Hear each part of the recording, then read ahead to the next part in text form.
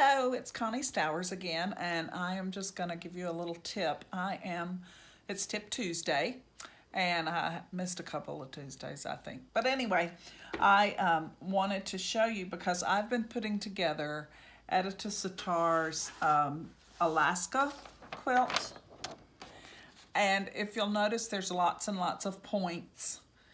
And I've gotten all the blocks made. I've made an extra border to go around the outside because I wanted mine a little larger. And it's also a pieced border made from one of her blocks of the quilt, and then it's put around it. It's quite lovely, I think. Anyway, but because it's got so many points, and you want them to end up as close as possible to perfect because they come together like here and here. You want them to be as close to perfect as you can. And part of the trick of that is pinning it properly. So I'm going to show you how I pin now that I've got my rows are all together and I'm going row to row instead of block to block or even pieces in my block. So this is the bottom row. This is the next to bottom. So this is another tip, I put a pin in the upper left-hand corner. You could choose upper right-hand corner, but I just know that I've always got a pin in the upper left-hand corner of my row. And then I know that this goes on top of this one and it flips over right sides together like that. Okay, so now I've got these right sides together, and the first thing I would do for the whole row is to come in here and match my seams, and you can pull them back. I love these very thin pins. The beauty of them is they're made by Clover. The beauty of them is they're so fine and so thin that they won't distort your fabric when you pin into them. The bad news about them is they bend when you look at them.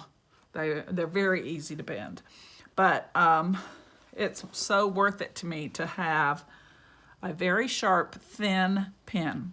So the first thing I'm going to do is match this particular point because that's the most critical to me. Those are the ones I want to match the best. So I go on the back side of this, the top piece, and I put my pin right there where the threads intersect. Okay, right there. I'll check it to make sure. Yes, see, it comes out in the fabric. That is going to be where the point is, the blue fabric. Then I take the same pin and I'm going to stick it in where it's supposed to match perfectly. I'm going to stick it straight in. Now, keeping this pin straight up and down. Don't let it do this, don't let it do that. Keep it straight up and down. You secure that on both sides with, guess what, 2 more pins. So you can't pin just one side because it might want to move on you. So you pin there, and you pin there, and then you can take this out. Then you will want to pin these intersections. I haven't been as nuts about these being perfect, but you would do the same thing here. You go in just below where that all comes together, and you bring your pin out and you make sure it's in the right place. Sometimes it moves around in there, and I'm putting it right in where it's going to match. Make it perpendicular,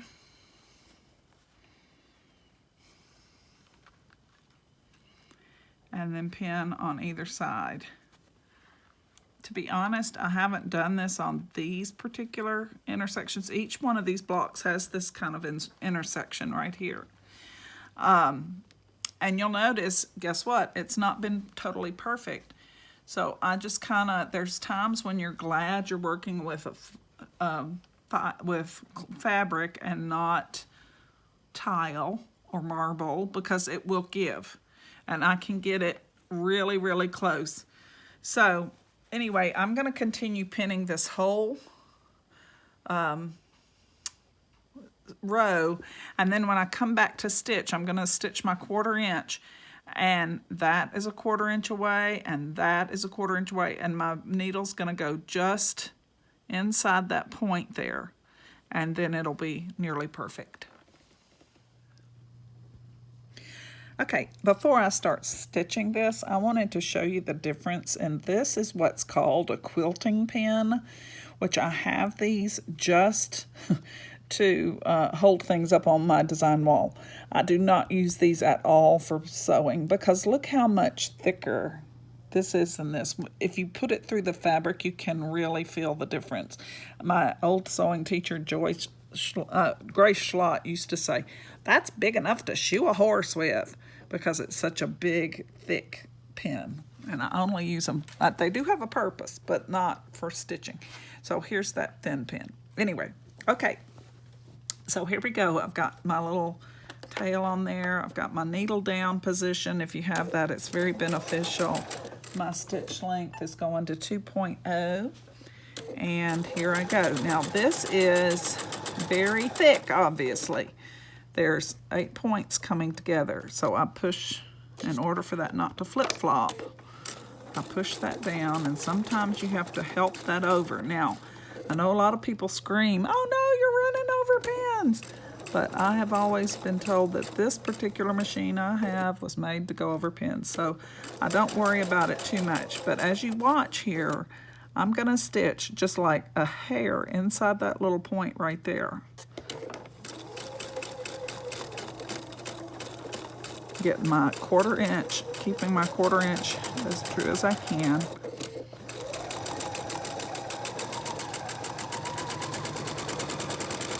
And then I'm just going to keep on going. Now follow me to my design wall and I'll show you what happens after I've pinned it all.